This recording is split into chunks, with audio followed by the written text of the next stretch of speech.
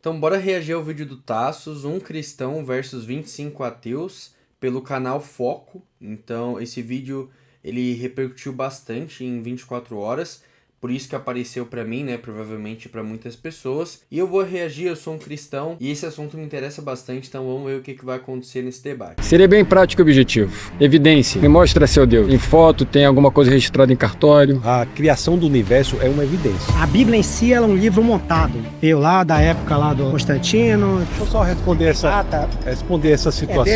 Deixa eu só até... Como é que a gente vai confiar num livro que excluiu 20 coisas pra gente não ter o conhecimento e discernimento? Como você me explica isso? Se tiver um estupro, por exemplo, a criança nascer, a igreja força com que a família fique com aquela criança, mesmo que seja indesejado. O que nós devemos defender enquanto cristãos é que nós não devemos matar um bebê intrauterino, ainda mais quando ele não tem a menor condição de defesa. Se o senhor está dizendo que é a matéria o que lhe importa e não sabe dizer como é que a matéria veio existir a partir do nada, é uma visão de mundo claramente falha, sobre bases falhas, fundamentos frágeis. Você tem a sua verdade e nós temos as nossas. Isso tem a ver com a origem do universo. E eu acredito que pelo menos em metade do debate a gente vai ver discussões que já existem no mainstream, né? Questão de aborto, violência sexual. Só que se a discussão chega no ponto de, você tem a sua opinião e eu tenho a minha opinião, o debate já não faz sentido, né? Porque a verdade ela precisa ser absoluta. Ou uma coisa ela é ou ela não é. O único ser que ele pode ser contextualizado em um paradoxo é Deus. Porque pra gente ele é um paradoxo porque a gente não consegue mensurar nem o começo do que Deus ele é em sua totalidade. Então, Deus, em muitos aspectos, para nós seres humanos que somos limitados, ele é um paradoxo. Mas essa questão de existir uma verdade minha e a outra verdade para outra pessoa, é claro que em um assunto existem ramificações que podem ser verdadeiras, só que levam caminhos diferentes. Ou existe a lei da gravidade ou não, ou 1 mais 1 é 2 ou não é. E essas coisas são intransferíveis. Olá pessoal, eu sou Tassos Licurgo, sou pastor, professor, advogado. Estou aqui para debater com 25 ateus. A Bíblia é o livro mais confiável que existe.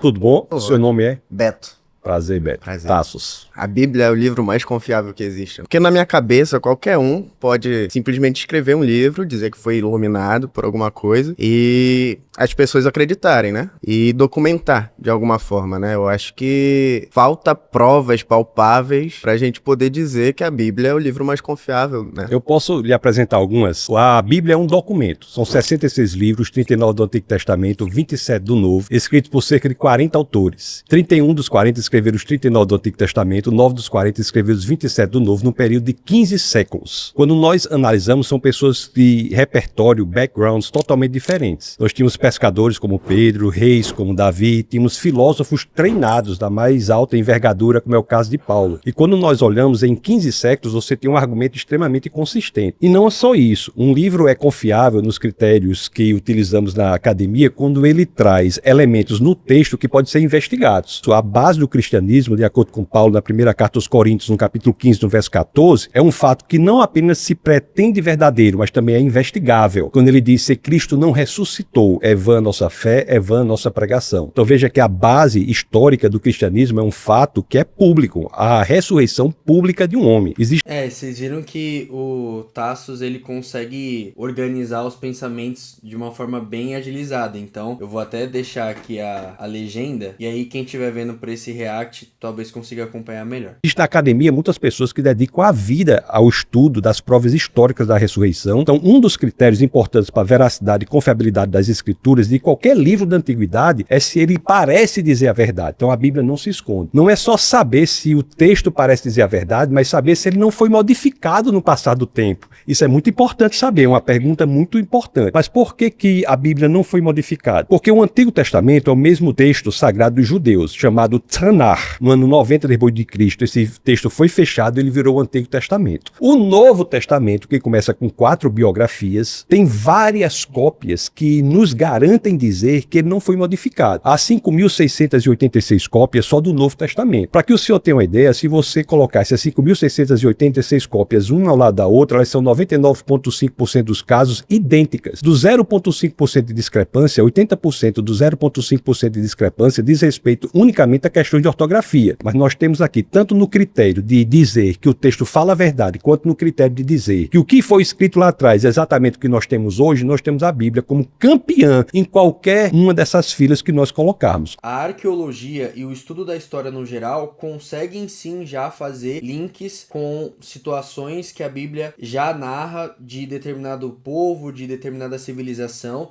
Então, não existem só agora questões de fé envolvidas. A ciência, no sentido de estudo mesmo, já possui diversos links com os relatos descritos na Bíblia e até mesmo sobre questões de descobertas científicas que alguns autores da Bíblia já haviam informado exatamente do jeito que hoje a gente sabe como algumas coisas no nosso mundo funcionam. A Bíblia, ela já antecipou isso em algumas passagens, então acaba que realmente assim...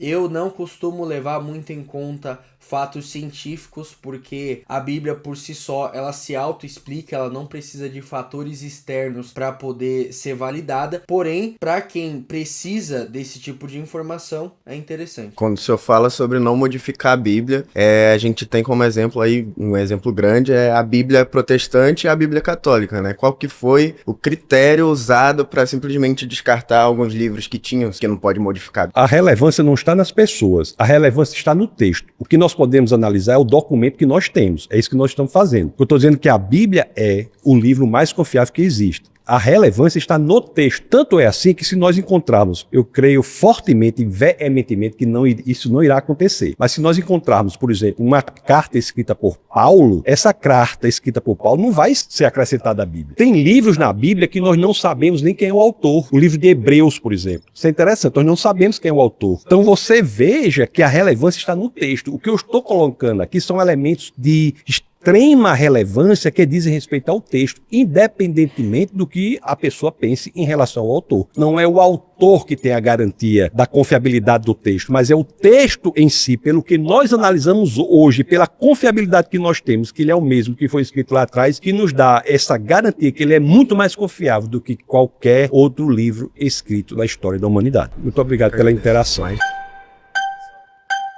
Tudo bem, pastor? Como é que vai, senhora? Vai bem? Vou bem. Da senhora? Flaviano, um prazer. Então, o que pega na Bíblia é o seguinte: tem 20 livros que foram excluídos que fala sobre Lilith e fala sobre um Deus muito mais perverso, muito mais obstinado. Como é que a gente vai confiar num livro que excluiu 20 coisas pra gente não ter o conhecimento e discernimento?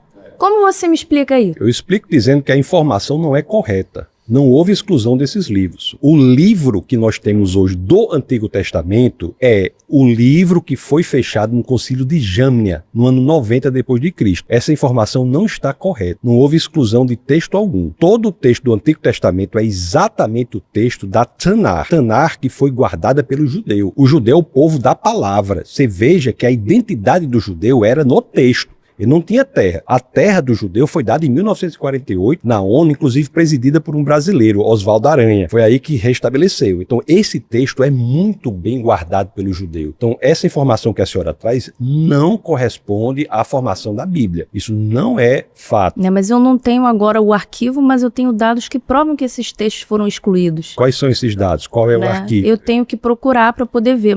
É complicado isso daí, porque assim, toda essa história da Lilith, que Yahvé não era o único Deus lá dos judeus e não sei o que, é tudo muito amplo, né? É tudo muito aberto. Você vai ter uma pessoa aqui que fala uma coisa, e você vai ter outra pessoa ali, não é bem assim, aconteceu desse jeito, sendo que o fato do cânon da Bíblia, da organização dos livros da Bíblia, do que foi incluído na Bíblia definitiva e o que não foi, está baseado inteiramente na fidelidade do texto, igual o Tassos está passando aí pros convidados, e não em colocações arbitrárias, porque aí, né, tudo é tudo e nada é nada. Então tem que tomar cuidado com esse tipo de informação solta que a gente vê por aí. Como a gente vai ter confiabilidade? Porque se você olhar uma Bíblia protestante e uma Bíblia católica, cada palavra ali é tendenciosa para uma coisa. Na verdade, a palavra não tinha que ser uma coisa só. Só que se você analisar as duas Bíblias, tiver essa curiosidade, tem coisas escritas de uma forma que dão tendência para você entender uma coisa e da outra. Não devia ser uma coisa unificada, já que você falou que é do Tanar? Por que não é? A senhora pode ler nos originais. O Antigo Testamento é escrito em hebraico com algumas partes em aramaico, o Novo Testamento é escrito em grego. Talvez a senhora esteja falando de traduções. Eu não estou me referindo às traduções. Eu leio, por exemplo, nos originais. A senhora pode ler em hebraico o Antigo Testamento, algumas partes em aramaico, o Novo Testamento em grego.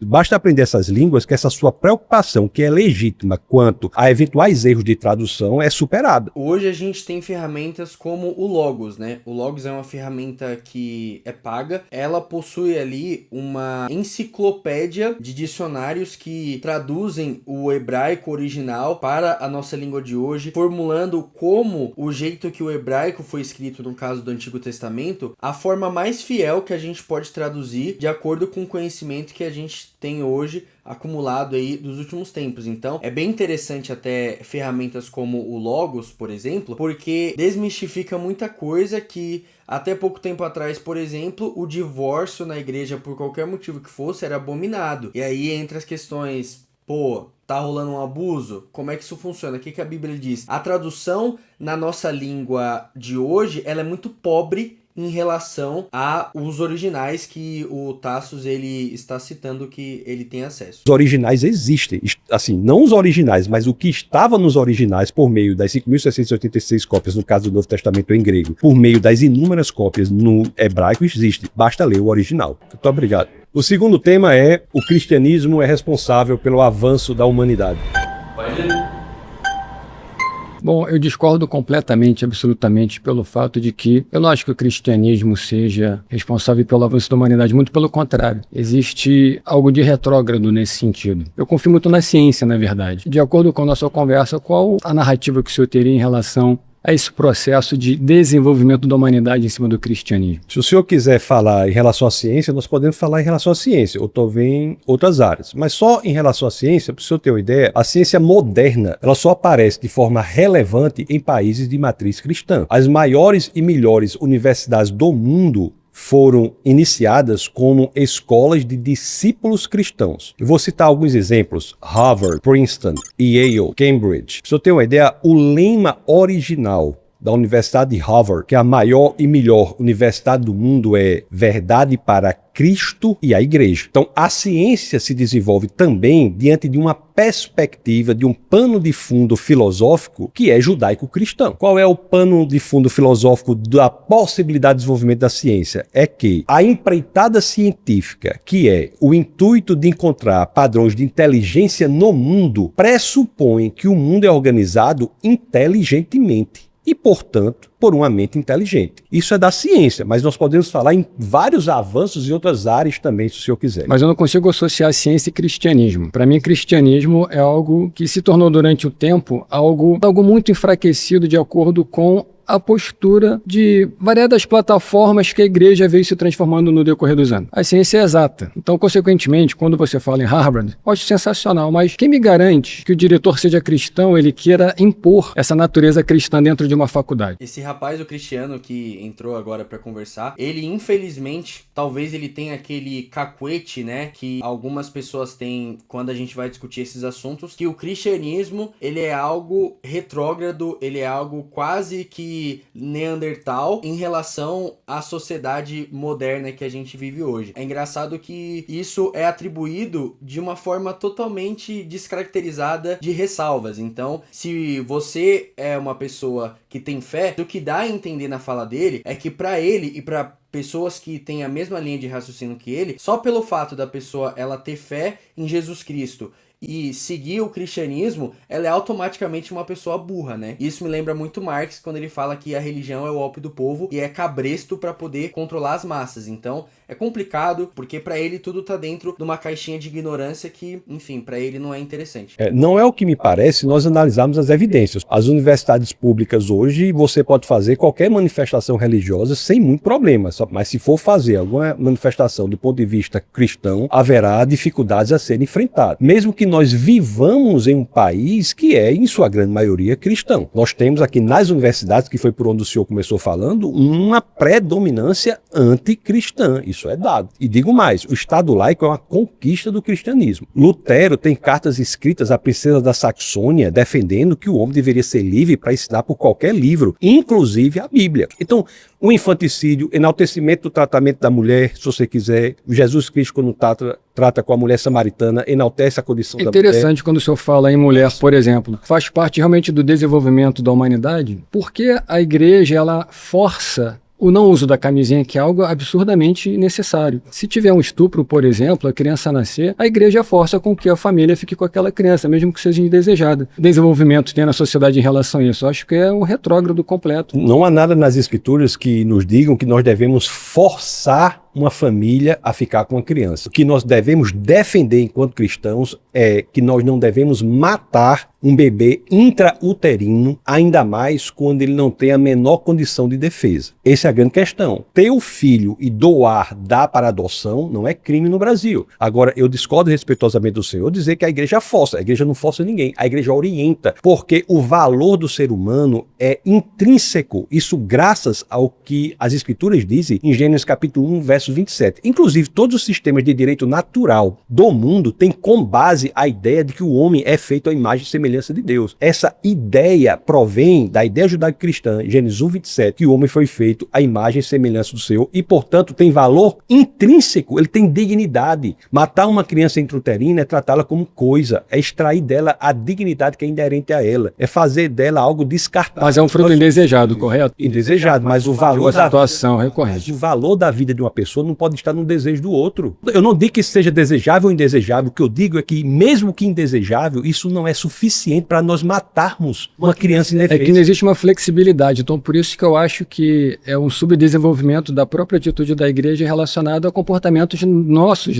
porque o cristianismo é necessariamente a força motriz de todo o planeta Terra. É, né? Porque construiu a base da mais livre, mais próspera e mais importante civilização da história da humanidade, que é a civilização ocidental. E nesse tópico aí que eles estão abordando, é interessante a gente, ressaltar algumas questões, como por exemplo o aborto. Esse tema é um tema extremamente delicado dentro e fora da igreja. Essa questão do aborto, ela só é sustentada quando o embrião ele está nas primeiras fases da vida, porque aí é mais fácil, né? Você não vê ali um olho, você não vê ali um rosto, um corpo formado, então para você é um alienígena, qualquer coisa pode matar. Sendo que a tal da ciência, que algumas pessoas gostam tanto de defender e abraçar, biologicamente falando, a gente só existe como matéria natural porque a gente precisou de todo esse processo embrionário até a gente maturar dentro do corpo da nossa mãe. Então,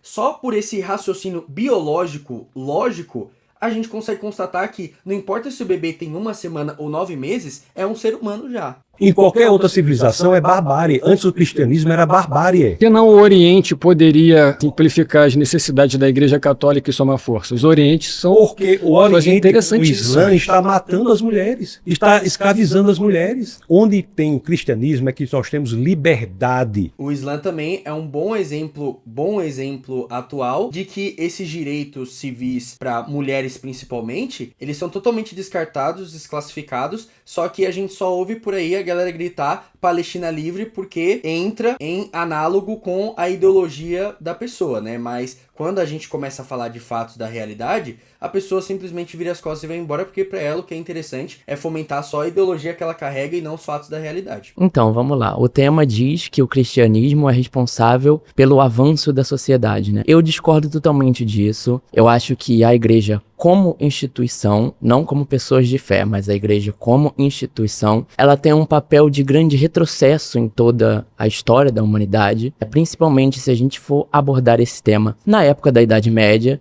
A gente sabe que a igreja, principalmente a católica, tinha essa questão de caçar as pessoas, caçar quem tinha uma opinião diferente, e isso pode até ter vindo a ocasionar perdas de grandes inovações ou até grandes pessoas, trazendo isso. Deixa eu só dizer que, em parte, eu concordo com sua observação, desculpa interrompê-lo, mas, de fato, a igreja algumas vezes não foi apenas má, mas foi perversa. Mas nós estamos falando aqui do cristianismo. Eu ia trazer isso para agora, para os tempos que a gente vive hoje. A igreja algumas vezes errou, mas você concorda comigo que você não consegue ver isso na pessoa de Jesus Cristo, no ensinamento de Jesus Cristo?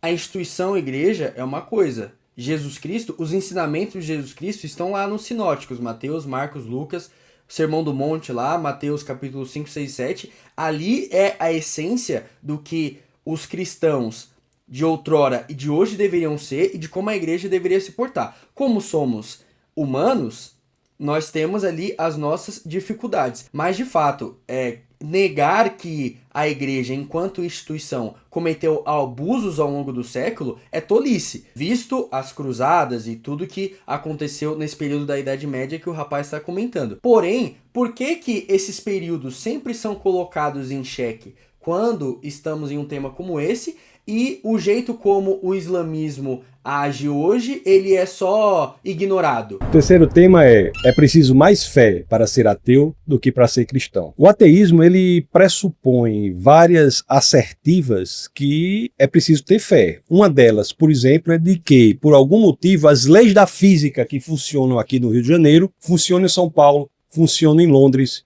funcionam em Natal. Não há nada na ciência que diga que as leis que funcionam aqui funcionam em outro lugar. O outro caso que é preciso ter fé na cosmovisão ateísta é a de que as leis da natureza que funcionam hoje funcionarão amanhã. Não há nada na ciência que nos garanta. Inclusive tem até um cético chamado David Hume, que escreveu um livro, Uma Inquirição acerca do entendimento humano, que ele diz: o fato do sol nascer todos os dias não nos garante que ele nascerá amanhã. É preciso ter fé na continuidade da ciência. E é preciso ter fé também na existência por acaso da vida. Você veja que a vida, por mais simples que ela possa parecer, ela é extremamente complexa. Nós temos cerca de 100 trilhões de células. Mas se você pegar um organismo unicelular, como é o caso de uma ameba, por exemplo, a ameba, ela não é um organismo simples. Se você pegar só o DNA dessa ameba, o DNA é um alfabeto de 4 letras, não é? A TCG tem informação equivalente a 1000 volumes de uma enciclopédia. Na visão de mundo ateísta, você tem pressupostos que não são racionais para defender essa visão de mundo. É isso que eu quero dizer. A fé do ateísmo é necessária para a manutenção da cosmovisão ateísta. É isso que eu quero dizer. E a fé na visão de mundo cristã, a meu sentir, exige a razão. O meu papel é colocar uma ideia para que nós coloquemos as ideias sobre a mesa, né? A questão de que precisa ter mais fé para ser ateu do que ser um cristão é que precisa ter muita fé para julgar que o jeito como o universo funciona hoje, como o sistema solar, como a Via Láctea funciona hoje, é um mero fruto do acaso aí, que uma hora aconteceu e esse acaso está acontecendo ainda, e independente do que eu e que todas as pessoas acham, Deus, ele vai continuar sendo Deus eterno, a glória dele, tudo que ele fez e faz está intocável, independente do que eu acho, como as coisas são ou deixam de ser. Eu sou um ser humano limitado, então o meu entendimento ele vai até a página 2. Eu comecei a ser ateu porque, assim, a minha avó, quando eu era criança, ela me levava para a igreja católica para acender vela e também me levava na Umbanda. Era uma religião freestyle, entendeu? Né? E aí eu não via aquilo se materializando nas nossas vidas de alguma forma. Aqui no Brasil é muito comum, tá? Principalmente para católicos romanos, né? Pra galera da igreja católica e tal. Muitas vezes, assim, como existe o ser católico não praticante, então domingo é na igreja católica, na semana na mesa branca, e é uma salada bem mista. Fui crescendo e eu fui começando a questionar aquilo, e eu acabei sendo muito refém do materialismo das coisas. Então, assim, eu acabo me vendo como uma pessoa que realmente não tem fé nas coisas. Eu não tenho fé em coisas. Eu vejo resultados materiais das coisas e é nisso que eu acredito. Ele, nesse caso, não que ele seja inocente, mas ele acaba sendo uma vítima do próprio meio. Infelizmente, ele foi exposto provavelmente a muitas coisas que podem ser questionáveis e... Você busca as evidências. Exato. Primeiro existe o mandamento. Na primeira epístola de Pedro, no capítulo 3, no verso 15. E essa carta é uma carta aberta, não é uma carta dirigida a uma igreja específica, porque as cartas que são dirigidas às igrejas, nós temos que entender a mensagem no contexto do problema que estava na igreja. Esse verso diz assim: santifique o Senhor em seu coração. Aí diz: e esteja preparado para responder a qualquer um que lhes pedir a razão da sua fé. Então, o preparo do cristão para saber o porquê da fé é um mandamento das Escrituras. Sim, então tem toda essa questão de que, apesar do debate entre os cristãos e as outras coisas da sociedade não ser o fim em si mesmo, o cristão ele precisa sim, principalmente ler a Bíblia, que é o básico, e precisa sim se empenhar para entender como a história da igreja se desenhou até aqui. Porque só ficar falando por aí que acredita em Deus, até os demônios acreditam e eles tremem. Então o cristianismo pressupõe isso. E não por acaso o apóstolo Paulo, isso está na carta aos Romanos, no capítulo 1, no verso 20, diz que Deus se revela não apenas pela Bíblia, mas pelo universo, pelas coisas criadas. Então o estudo do universo, o estudo da matéria que você fala, a busca pelas evidências, é um mandamento para nós cristãos. Quando você fala disso, da materialização de Deus e tal, eu acredito que para todo mundo aqui deva ser muito difícil ter essa noção, porque não é algo palpável. Então, eu já deduzo que isso venha de uma crença, e nós não conseguimos ter isso. Eu, pelo menos, não consigo de jeito nenhum. Sabe? Nós estamos juntos num ponto. Nós não vamos aderir a um modelo de mundo por ser saudável, fazer bem. Vamos aderir a um modelo de mundo se houver evidências. Sim. A busca pela verdade é o que nos move. É que verdade é muito, sabe, é um conceito. Não, verdade é objetiva, tá? 1 mais 1 é 2. Uma pedra mais uma pedra dão 2 pedras. Objetividade. Muito amplo. Assim. Eu acho simples, é a correspondência perfeita entre o elemento linguístico e a realidade. Então, no cristianismo, nós buscamos isso. E Deus não é material. Deus é imaterial. E a própria matéria aponta para uma causa imaterial. Eu acho que tem que... Deus ele supera desde sempre a matéria e tudo que a gente tem de conhecimento como humanidade. É que a gente acaba entrando nessas armadilhas, nesses becos sem saídas, ideológico e de consciência, porque a gente insiste em colocar Deus numa caixinha. Sendo que Deus vai ser do tamanho da nossa limitação e a gente é muito limitado. Por isso que às vezes é muito difícil de entender. É muita abstração. Aí eu tenho que crer nesse material para eu entender o material. Eu acho que o material está aqui na nossa frente. O material não dá informação suficiente para falar da sua própria existência. Nós temos que buscar algo fora para justificar a existência do material. Eu estou falando da ciência, da cosmologia contemporânea, por exemplo. Isso foi a conclusão a que chegaram os cientistas em meados do século passado, quando disseram que a matéria, o espaço e o tempo e as próprias leis da natureza vieram a existir a partir do nada. Se a matéria veio a existir a partir do nada, pressupõe-se que a causa da matéria não é material, porque se material fosse, ela não teria vindo a existir, ela já existia. Então a causa que cria aquilo que nunca existiu, fazer com que isso exista, tem que ser imaterial. E um sinônimo de imaterial é espiritual. Para nós, Deus é espiritual, não é material. Eles dizem que precisava de algo surgir do nada, entre aspas e tal. Só que eu entendo que isso é parte de uma falta de conhecimento na época, de que não sabiam certas coisas. Isso é o que se diz hoje. Se você pegar metade do século passado para trás, qualquer livro que você pegar, da Grécia Antiga até o idealismo alemão, em meados do século passado, dizia que o universo existia desde sempre. O único livro que dizia o contrário era a Bíblia. Os livros de Moisés. Em meados do século passado, por várias descobertas em ciência, se o senhor for da área de ciência, a gente pode falar, segundo a lei termodinâmica, universo de expansão, com o telescópio Hubble, própria teoria da relatividade com Einstein, que é recente, mas tudo isso indicou ao universo que veio a existir e, portanto, proveniente de uma causa imaterial. Não, eu acho que aqui a gente está na mesma página. Eu não acho que sempre existiu. Eu acho que não existe esse lance de... Então, mas aí ele está confirmando o que o Tassos falou. Ele até falou que eles estão na mesma página. Mas isso também prova o que eu até comentei há um tempo atrás, de que muitas coisas a Bíblia já tinha como verdade há muito tempo, que a ciência ficou lá, não, tem que ver, é assim. E aí, olha na Bíblia, há 2000 anos atrás, já tinha Mas Moisés já tinha escrito lá, não, Deus criou o universo, gente. Teve um marco zero aqui e tal. Então... Deus foi lá e... Então, universo.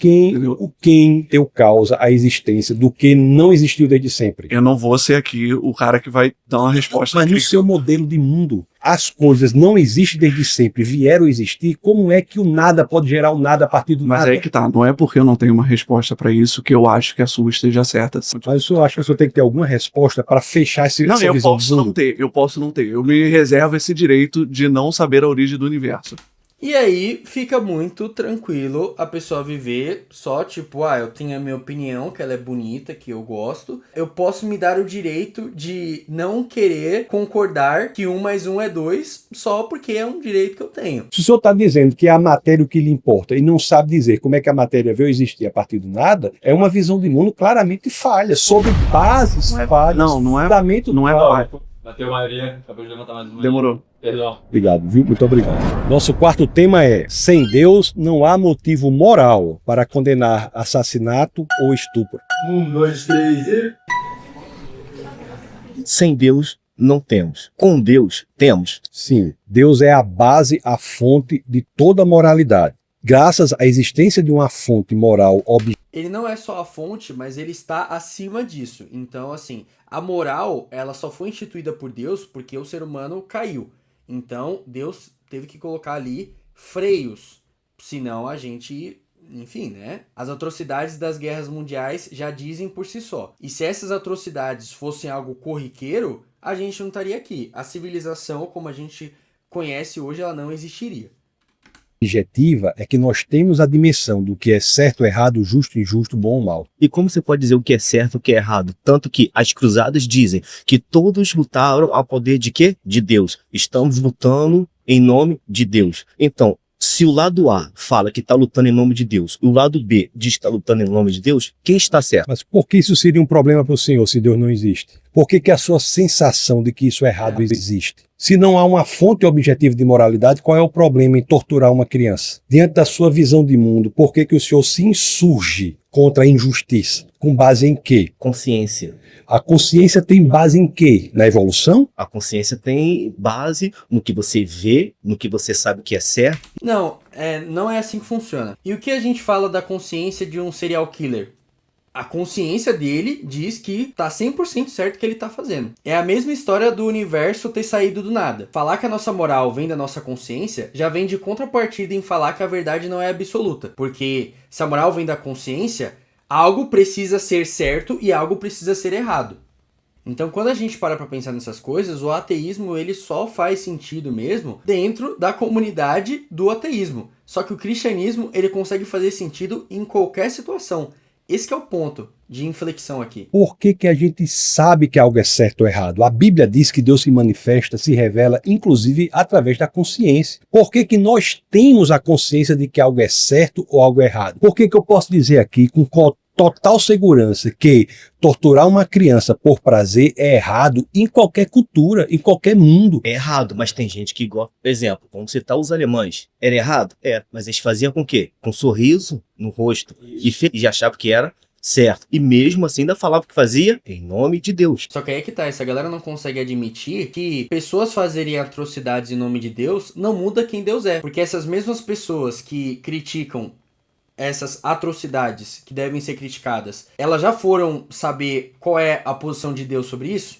O livro de Juízes é basicamente sobre isso. É Deus pedindo para eles fazerem uma coisa, eles vão lá, fazem um monte de coisa, e quando você olha para ver na Bíblia se Deus fala que tá certo, não tem. Deus não tá falando nada. Veja bem, eu não estou dizendo que o ateu não possa agir moralmente. O que eu estou dizendo é que o ateu ele não tem base para dizer o porquê ele age moralmente. Mas é a doutrina. Porque todo mundo cresce com o pai e mãe sempre falando: olha, isso é errado, olha, isso tá correto. Você cresce já com aquela mentalidade. Torturar então uma criança por prazer seria certo se o pai dissesse isso? Existe uma fonte do que é certo e do que é errado. Se não houver, é barbárie. Tanto faz eu matar, triturar uma pessoa quanto alimentá-la, se não há uma fonte de moralidade. Veja bem, se existe algo que é mal objetivamente, é porque existe algo que é o bem objetivamente. E se há um mal, verdade absoluta, certo e errado. o bem, é porque existe uma lei moral objetiva a partir do qual você você consegue diferenciar o bem do mal.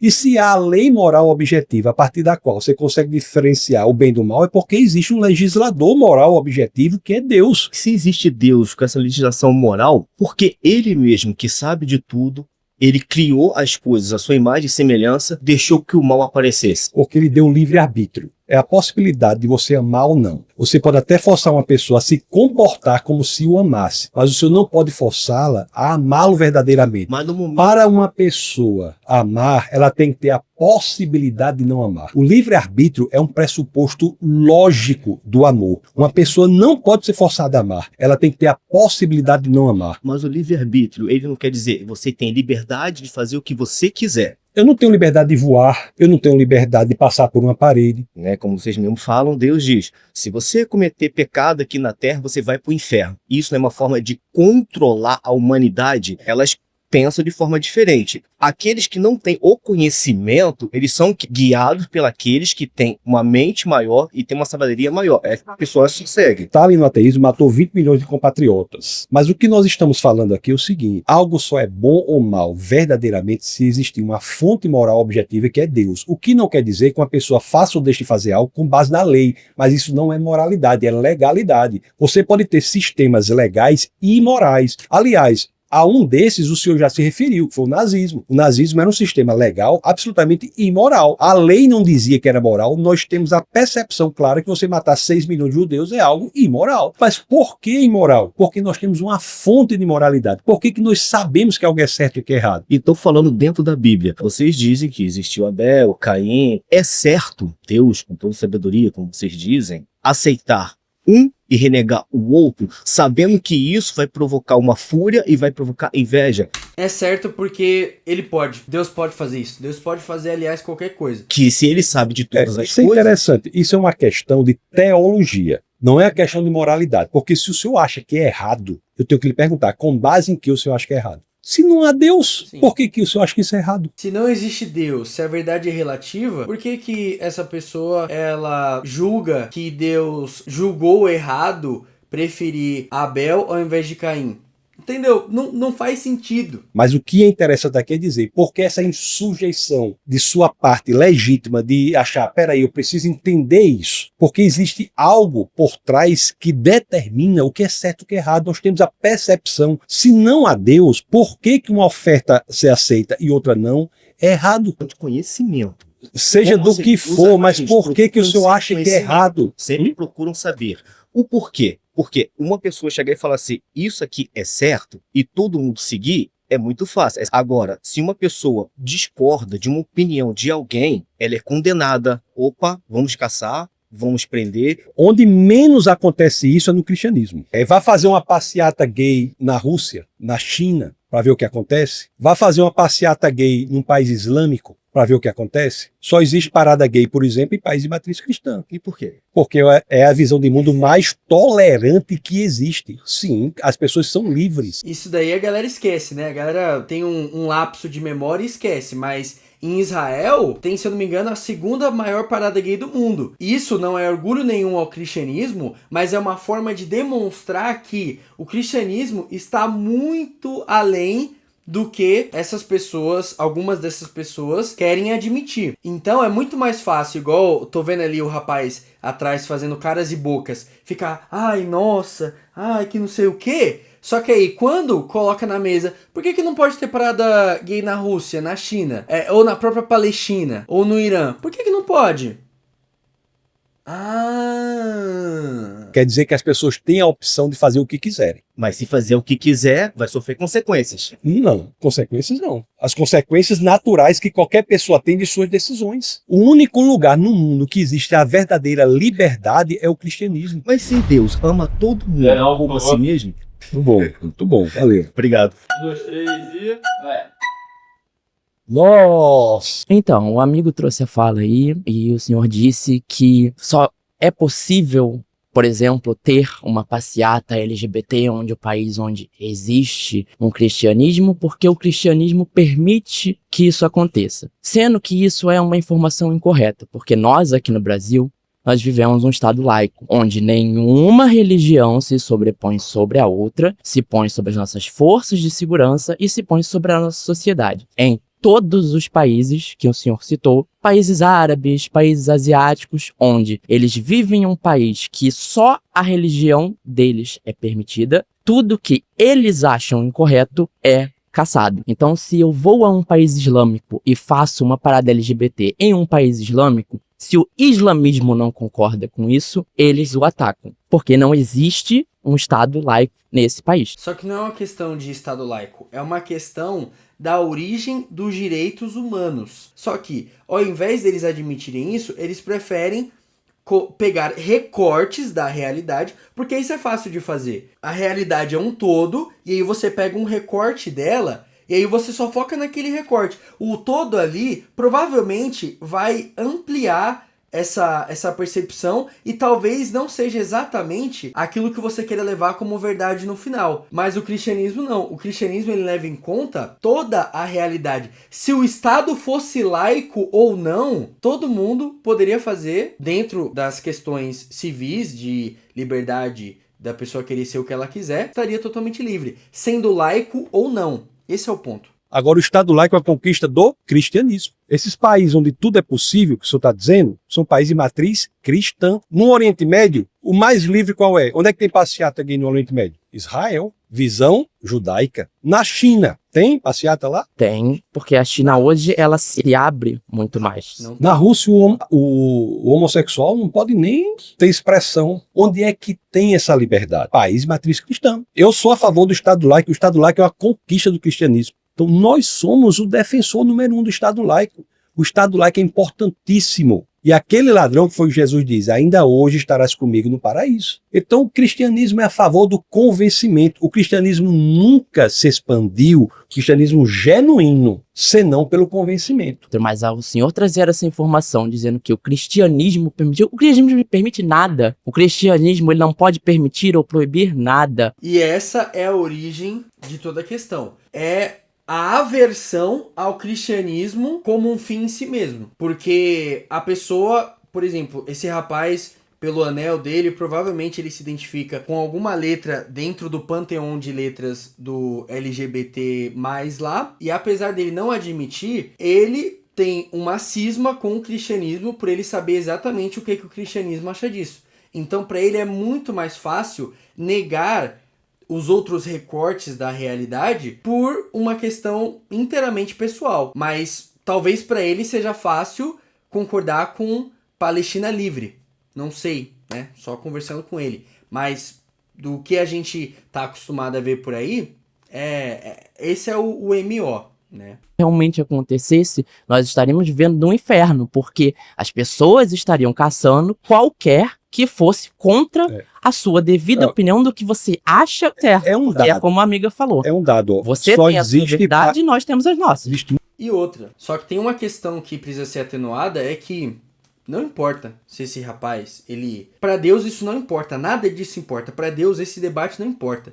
O que Deus queria é que nós estivéssemos em comunhão com Ele. Para Deus isso é importante. Só que, infelizmente, o nosso ego, o meu ego, o ego das pessoas que estão aí, inclusive do Tassos, em alguns aspectos da nossa vida, a gente dificulta isso. Então, esse que é o ponto aqui. O debate em si é muito importante, até mesmo para escancarar o que está sendo escancarado aqui, que o ateísmo é um castelo de cartas de baralho. Quando é exposto com questões genuínas do cristianismo, perde a força e vira só um tipo de ranço intelectual. Como é seu nome mesmo? Beto, começar discordando disso, né?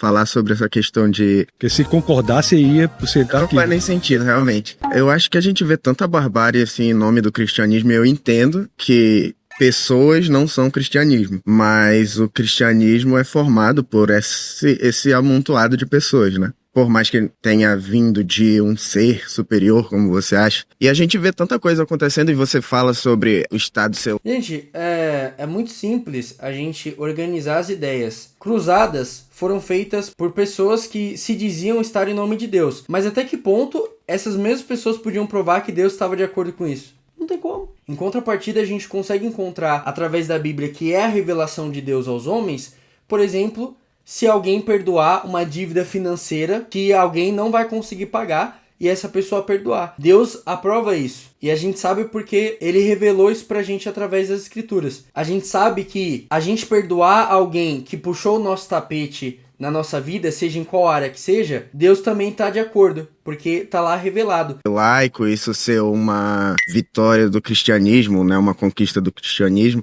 e você fala muito sobre países de matriz cristã, e aí eu já discordo de ti, que eu acho que o Brasil não é um país de matriz cristã. Quando a gente pega a palavra matriz, né, não foi do cristianismo que veio o Brasil. O Estado de Portugal era um Estado católico romano. Isso não é segredo pra ninguém. Já tinha aqui os nossos povos originários, que tinham as crenças deles, ou seja, o Brasil não é um país de matriz cristã. Isso, todo o Ocidente é de matriz judaico-cristã, matriz cristã. E, inclusive, a África, por exemplo, 95% da África ou é islâmica ou é cristã. A África negra, que é a África subsaariana, é quase, em sua totalidade, cristã. Então, muitos dos povos indígenas aqui que não eram cristãos, mas muitos são hoje. Existem muitos índios que são cristãos. Agora, nunca é por imposição. E isso é muito importante. O cristianismo nunca vai ser por imposição. O islamismo é assim? O comunismo é assim? Porque o comunismo é praticamente uma religião, sendo seus deuses Kim Jong-un e Xi Jinping. Discorda deles lá, rapidão, pra você ver o que acontece. E isso é um ponto focal. O cristianismo genuíno, nunca foi e nunca será por imposição. Só que eu não vejo esse pessoal reclamando do Islã, por exemplo, que é uma religião autoritária.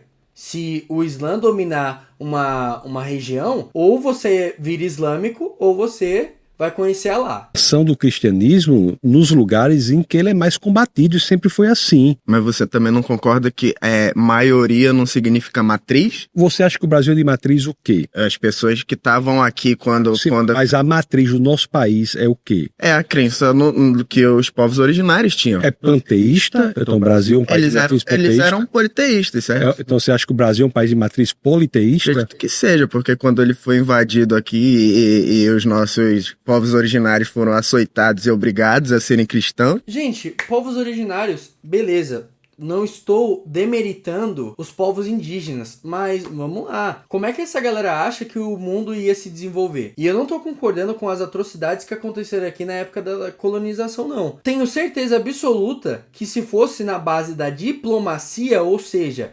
queremos isso e essa é a contrapartida, eu tenho certeza que poderia ser diferente. Só que, né, entra o fator maldade, entra o fator pecado do ser humano na equação. E aconteceu tudo o que aconteceu. Acreditavam no Deus Sol, eles acreditavam na deuses da natureza, enfim, eu não vou entrar no mérito do que eles acreditavam, mas não era cristão. A nossa discordância tá, o que faz um país ser de matriz cristã ou não é a religião dos povos originários, né? É a religião que fez com que houvesse essa possibilidade de desenvolvimento. Por exemplo, os índios, em grandes etnias, eles matam crianças que nascem albinas, por exemplo. Aquelas etnias que estão abrindo para os valores cristãos não estão fazendo mais isso. E fora os índios canibais que rondavam aqui a região na época, então, não era exatamente esse Éden tupiniquim que a galera gosta de pintar, não. Isso já é historicamente comprovado. Eu imagino que você não ache correto enterrar uma criança que nasce albina. Isso é errado. Assim como eu também não acho correto Deus mandar matar as crianças que zoaram um cara que era careca. Tá. Onde foi que teve isso? Não tem isso na Bíblia? Eu não sei. Onde é que tem isso? Queria saber. Tem os ursos que matam... Você zoou o cara que era careca? Não tem uma questão, né? É que eu não lembro quem é a pessoa da Bíblia. Sei. Só que aí, esse é um ponto, novamente, teológico. Então, assim,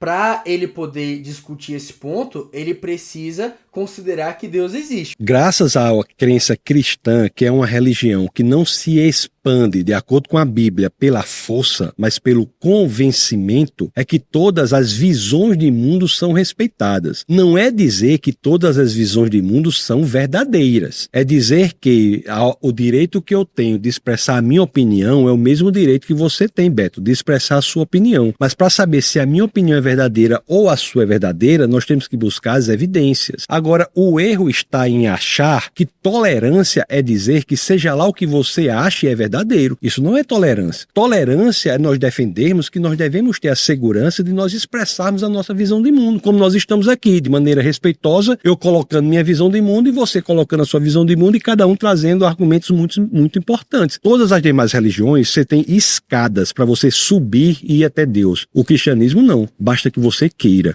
A visão cristã é tão radical, que diz que o Deus, criador dos céus e da terra, é que vem até você. Prazer. Cássio. Eu sou uma pessoa que eu passei por algumas religiões, né? Só nunca peguei as religiões do Oriente, porque eu nunca viajei pra lá, nunca... Mas de todo um pouco eu li alguma coisa. A Bíblia em si, ela é um livro montado. Veio lá da época lá do Constantino, que era credor de um deus pagão, e nós não era vivo na época, pra dizer se era ou não era. Em termos de caráter... Deixa eu só responder essa situação. Deixa eu só terminar. Em termos de caráter, vai de cada um. Se tu quiser matar, se tu quiser ir pro crime, se tu quiser fazer alguma coisa errada, isso é intolerância sua ali. É uma tolerância sua ali. A Bíblia em si, eu já começo a derrubar ela porque ela não é um livro sagrado. Ela é um livro montado. Ela é um livro onde o Deus do Velho Testamento é um Deus invejoso, é um Deus ciumento, é um Deus que... Você está pressupondo que Deus existe, né? Não. Porque Deus pode existir e não ser da forma que você gostaria que ele fosse. Então me prove Deus. Me prove Jesus que está voltando até hoje, mas não sei de onde ele saiu, que até hoje ele ainda não chegou. É muito importante, porque muita gente diz assim, Deus não existe porque Deus não é assim, não é assim, não é assim. Acontece que Deus não é da forma que nós gostaríamos que ele fosse. Assim como você não é da forma que eu gostaria que você fosse, ou eu não sou da forma que você gostaria que fosse. Imagine você dizer para sua esposa, uma pessoa dizer para a esposa assim, ó, eu só amo você se você for da forma que eu gostaria que você fosse. Isso é extremamente desrespeitoso para a esposa, o que dizer em relação a Deus. Então o fato de você identificar um Deus, que é um problema de teologia, você identificar um Deus que não é da forma que você gostaria que ele fosse, nem de perto é uma prova para a inexistência de Deus. O sexto e último tema é Deus criou o universo.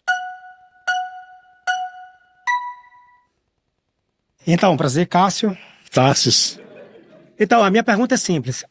Dentro da Bíblia, como vocês denominam ela assim um livro sagrado, que para mim ela não é, aonde o Deus do Velho Testamento lá de Gênesis é um Deus mentiroso, pagão. O tema é Deus criou o universo? Isso, não, eu vou chegar lá. E um Deus assassino, né? E um Deus covarde, que como ele tem o poder, ele é o majoritário. Ele não é um, ele é o. E de novo, todas as coisas que aconteceram no Antigo Testamento, existe um contexto, existe um background que precisa ser analisado, precisa ser considerado, que para ser considerado precisa considerar que Deus existe. Então assim, né, tá difícil, assim, tá difícil. Mas para ele ser tudo isso, ele tem que existir, isso, cara. Calma. Você não existe, senão você não vai entender. A Bíblia, o Deus deturpado, que alguns religiosos, a maioria hoje, é da intolerância. A maioria? Pregam o Deus do Velho Testamento, um Deus ruim. Quando passa a metade da Bíblia pro Novo Testamento, esse Deus, ele se torna um Deus de amor. O Deus, ele mudou, entendeu? Antes, ele era... Eu não preciso defender Deus, tá? Nem eu, nem o Tassos. É só porque nós, seres humanos, somos limitadinhos e a gente precisa desses contextos pra gente se sentir vivo, né? Mas isso não importa, tá, gente? Só ressaltando aqui. Um Deus covarde, um Deus ciumento e um Deus mentiroso. Então, como você me explica esse Deus, a diferença desse Deus dentro da Bíblia, entre aspas, que é sagrada, entre aspas? A Bíblia revela um Deus do Antigo Testamento que se revela progressivamente até o Novo Testamento. A Bíblia não tem contradições aparentes para as quais há solução. E, segundo lugar, 95% da sua fala pressupõe a existência de Deus. O seu problema não é de ateísmo ou teísmo, é um problema de teologia. Você está tentando entender quem Deus é, através da revelação que é a Bíblia. Então, quando nós entendemos que a Bíblia é a revelação de Deus, através dela e do estudo das Escrituras, nós vamos saber quem Deus é. Em relação à criação do universo, aí realmente é impressionante. Existe um verbo em hebraico, que é o verbo bara. No capítulo 1 de Gênesis, só aparecem 3 situações. Gênesis 1:1, 1:21 e 1:27. 1:27 é a criação do homem, 1:21 é a criação dos animais almáticos e 1:1 é a criação do universo. O Gênesis 1:1 diz assim: no princípio Deus criou os céus e a terra. Você veja que essa tese, com o uso do verbo bara, é uma tese revolucionadora. Por quê? Porque o verbo bara é criar, mas não é criar de qualquer maneira. É criar a partir do nada. Muitas línguas antigas faziam uma distinção entre esses dois tipos de criar. Em latim tem criar e crear. Em hebraico tem também, que é bara, que é criar a partir do nada, e asa, que é criar a partir de algo que já existe. Um pintor, por exemplo, exerce uma função de altíssima criatividade, mas não é bara. Por quê? Porque ele cria a partir do que já existe. A tinta, o pincel, o quadro, a tela. Então, bara é criar a partir do nada. Essa tese de que tudo veio existir a partir do nada, ela ficou única da Bíblia por mais de 30 séculos. Todos os demais livros diziam que o universo existia desde sempre, até que, em meados do século passado, por exemplo, a ciência se rendeu à Bíblia, ao dizer que o universo veio existir a partir do nada. Ou a teoria do Big Bang, que a gente está falando de origem do universo aqui, é a rendição da ciência à teologia. Seria bem prático e objetivo. Evidências. Me mostra seu Deus. Tem foto, tem alguma coisa registrada em cartório? A criação do universo é uma evidência. De quê? Da ciência? Sim, da ciência. O ateísmo não gosta da ciência? Então é uma evidência da ciência. Vou dizer para você. Com a teoria do Big Bang, que inclusive foi criada por um padre, você sabia? O propositor do Big Bang foi um padre, Georges Lemaitre. Temos a ideia pela ciência de que a matéria, o espaço e o tempo vieram a existir a partir do nada. Se a matéria, o espaço e o tempo vieram a existir e não existiam, é porque a causa da matéria não pode ser material, porque matéria não existia, ela é imaterial. Mas foi Deus quem criou isso tudo? Deixa eu lhe dizer a evidência de que Deus, eu estou respondendo exatamente, objetivamente o que você pediu. Eu só quero saber se Deus criou isso. Eu posso dizer sim e tudo bem, mas se você quiser uma explicação, aí eu tenho que elaborar. A teoria do Big Bang não diz que a matéria veio a existir a partir do nada, então a causa é imaterial, portanto espiritual. O tempo não veio a existir a partir do nada, então a causa é não temporal, capaz de ver o futuro que livremente nós decidimos, porque a causa está fora do tempo. O espaço não veio a existir a partir do nada, então a causa é não espacial, portanto infinita. Então você veja que espiritual, atemporal, infinito são características de Deus. Outra coisa, viu? O universo não existe de qualquer forma. Você sabe que existem 122 características que são milimetricamente sintonizadas para que a vida na Terra seja possível? Evidências. Se ele quiser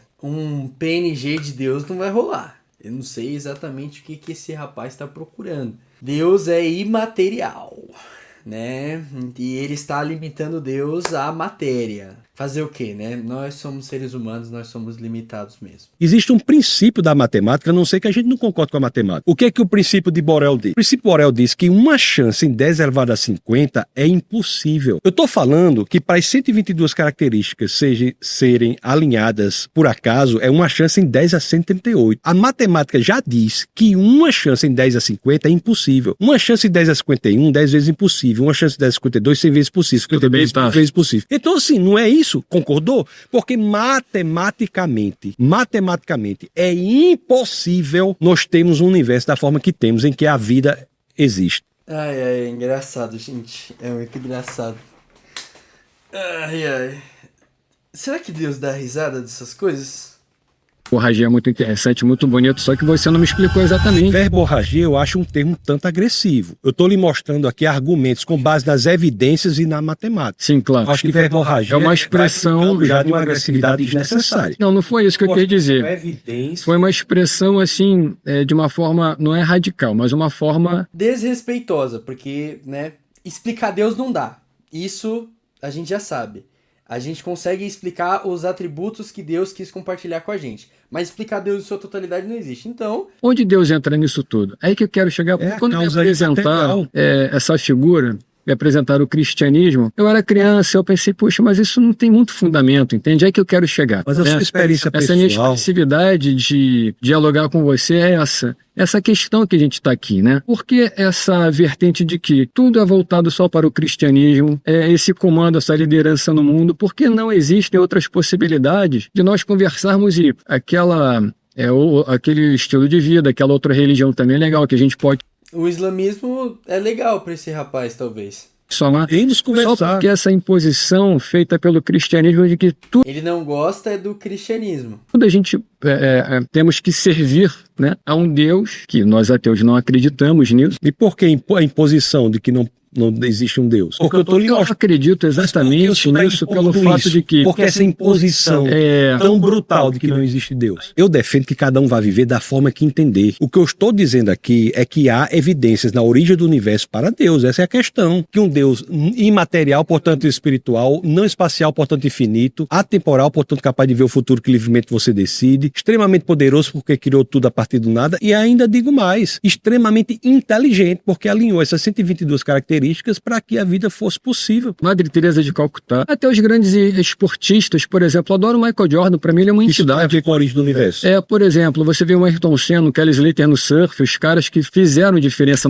Ele já foi embora. O tema tá ali, ó. Deus criou o universo. E ele já foi embora, porque não é relevante, né? na humanidade. Eu acredito nas pessoas que fazem diferença na humanidade, porque eu posso me espelhar neles. A Serena e a Venus Williams, que são as tenistas, as primeiras E isso é muito triste, porque ele só tem como ponto focal de referência pessoas que são tão falhas quanto ele. Atos de justiça a gente pode fazer, só que isso não impede nada da gente cometer atos de atrocidade também. negras a ganhar o Wimbledon, o Grand Slam, etc., ganharam vários, elas são seres superiores, porque elas saíram absolutamente do nada e ficaram, assim, como celebridades. Nós tivemos um presidente Então, acho negro que é no legal. Brasil 100 anos antes de Obama, quase, né? 1910, Nilo Peçanha, presidente negro no Brasil. Os escritores brasileiros, por exemplo, sabe, fazem uma diferença. A gente pode falar sobre isso. Se quiser abandonar a questão do universo, não tem problema. A gente fala sobre outros temas. Literatura. Eu sou a favor que a pessoa crê no que ela quiser. Mas o que eu tô falando aqui não é nada com base no que eu creio. Eu não usei nenhum momento aqui. É assim porque eu creio. Vocês viram falando isso?